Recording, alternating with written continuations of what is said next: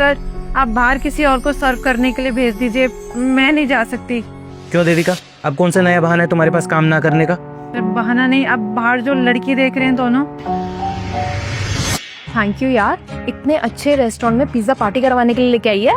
अरे मैंने तुझे बोला था ना, बहुत अच्छा रेस्टोरेंट है। हाँ तो हमारी कस्टमर्स हैं वो, क्या प्रॉब्लम है? सर वो मेरी फ्रेंड्स हैं, अगर मैं उनके पास सर्व करने गई तो उन्हें कैसा लगेगा कि मैं एक वेटर का काम कर रही हूँ, और वो दोनों कितने अच्छे घर से हैं और मैं। ओ कम ऑन देविका, ये तुम ना रोज रोज नए बहाने मत ढूंढो काम ना करने के।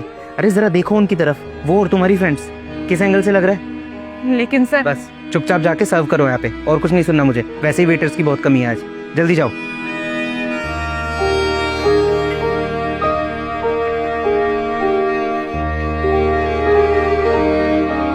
अब क्या करूँ मैं, कुछ समझ ही नहीं आ रहा।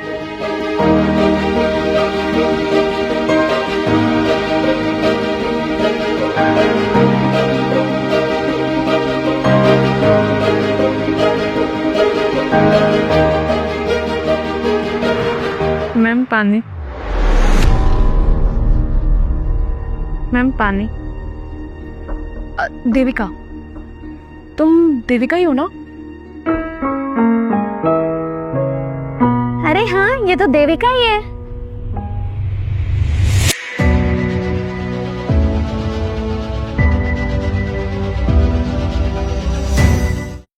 देविका, तू यहाँ कैसे?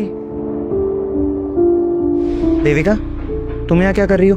अब सॉरी मैम, उठो यहाँ से और अपना काम करो। एक्सक्यूज मी, ये हमारी फ्रेंड है और हम ही ने इसे यहाँ बैठने के लिए बोला है। फ्रेंड? सॉरी मैम, मुझे पता नहीं था। कुछ चाहिए होगा तो बताइएगा। हाँ देविका, तो बता, तूने तो शादी के बाद हमसे कोई कांटेक्ट ही नहीं रखा, और हमने भी तेरे को ढूंढने की कोशिश करी। तेरी ये हालत, तू वेटर का काम क्यों कर रही है? क्या बताऊं, घर वालों ने मेरी शादी जबरदस्ती करा दी और मेरी ग्रेजुएशन भी पूरी नहीं हुई। इन्हें सोचा था कि बस शादी के बाद ससुराल वाले अच्छे मिल जाएं, और सच बताऊं तो सच में हुआ भी ये। मेरे पति और मेरे सास ससुर बहुत अच्छे थे, और मेरे पति तो इतने अच्छे थे कि वो आगे मुझे पढ़ाना भी चाहते थे। उन्होंने तो मेरा एडमिशन भी करा दिया था, पर शायद किस्मत को मेरी खुशी मंजूर नहीं थी। एक हादसे में मेरे पति चले गए थे।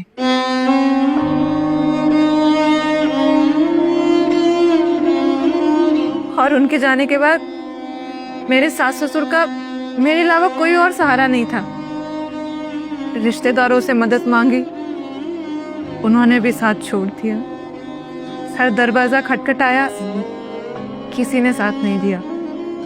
बस मजबूरी की वजह से मुझे छोटी मोटी नौकरी करनी पड़ रही है ताकि अपना और अपने सास ससुर का गुजारा चला सकूं। देविका, तुझे पता है हर्षिता के साथ भी ऐसा ही सब कुछ हुआ था। क्या मतलब? यार देविका, तुझे तो पता ही है, तू तो मेरी शादी पे आई ही थी।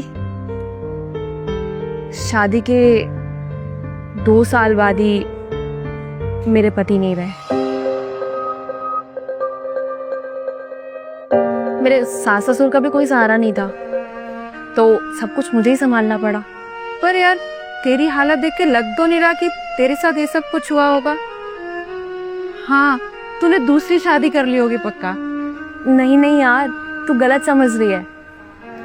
हाँ, मेरे घर वालों ने, रिलेटिव्स ने मुझे बहुत कहा कि दूसरी शादी कर ले, लेकिन मैंने ही मना कर दिया। क्या मेरे पति के जाने के बाद मेरे सास ससुर का कोई भी नहीं है, तो मैं उन्हें अकेले छोड़ के कैसे जा सकती हूँ?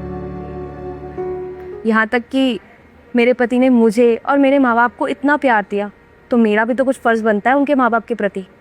और वैसे भी जो आज तुम्हें मेरे हालात ठीक लग रहे हैं ना, वो सब मेरे पति की वजह से ही है। वो चले जरूर गए, लेकिन हमें अकेला नहीं छोड़ के गए। क्या मतलब? मतलब टर्म इंश्योरेंस। ये उन्होंने पहले से ही ले रखा था। उसी की वजह से उनके जाने के बाद हमको करोड़ों का कवरेज मिला और इसी पैसे से मैंने एक छोटा सा बिजनेस स्टार्ट किया। इससे मैंने अपने बच्चे और अपने सास ससुर को संभाला और आज देख किसी चीज़ की कमी नहीं है। मैं अपने पैरों पे खड़ी हूँ और ये सब ना उनकी वजह से है। काश मेरे पति ने भी पहले टर्म इंश्योरेंस के बारे में सोचा होता तो।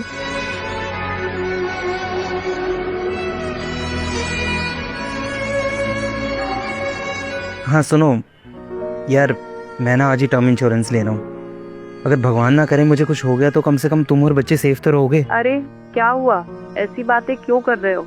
अरे मेरी बात तो सुनो। आज ना अपने रेस्टोरेंट में 2 लड़कियां आई थी और हमारी एक वेटर वो जो देविका थी वो उनकी फ्रेंड निकली। अब इन दोनों के पति किसी ना किसी वजह से नहीं रहे और उनमें से एक लड़की ने जिसने अपना बिजनेस शुरू कर लिया और दूसरी देविका जो है वो देखो कैसे छोटी मोटी नौकरियां ढूंढ रही है, दर दर की ठोकरें खा रही है। पता है क्यों? क्योंकि जिसने बिजनेस शुरू किया हुआ था ना उसके पति ने पहले से ही अपने परिवार के लिए बड़ी फाइनेंशियल सिक्योरिटी ले रखी थी। सोचो कितना समझदार था उसका पति। इसलिए मैंने तो सोच लिया भगवान ना करे अगर मुझे कुछ हो गया तो पीछे से तुम और बच्चे सेफ रहने चाहिए। ऐसी बुरी बातें मत करो प्लीज। अरे ये कोई बुरी बात नहीं है, ये एक जिम्मेदारी है जो कि सबको निभानी चाहिए।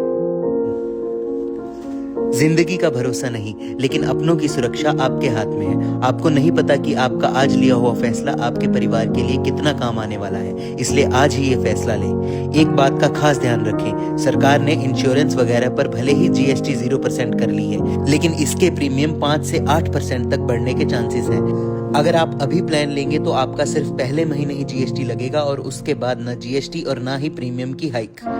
लिंक कैप्शन में है। एक ही जगह सभी ट्रस्टेड इंश्योरेंस पार्टनर्स को कंपेयर करें और सिर्फ 600-700 रुपए पर मंथ के हिसाब से अपना अच्छा टर्म प्लान चुनें। ऑनलाइन लेने पर आपको 15% का डिस्काउंट भी मिलेगा। तो अभी लिंक पर क्लिक करें और अपनी जिम्मेदारी निभाएं।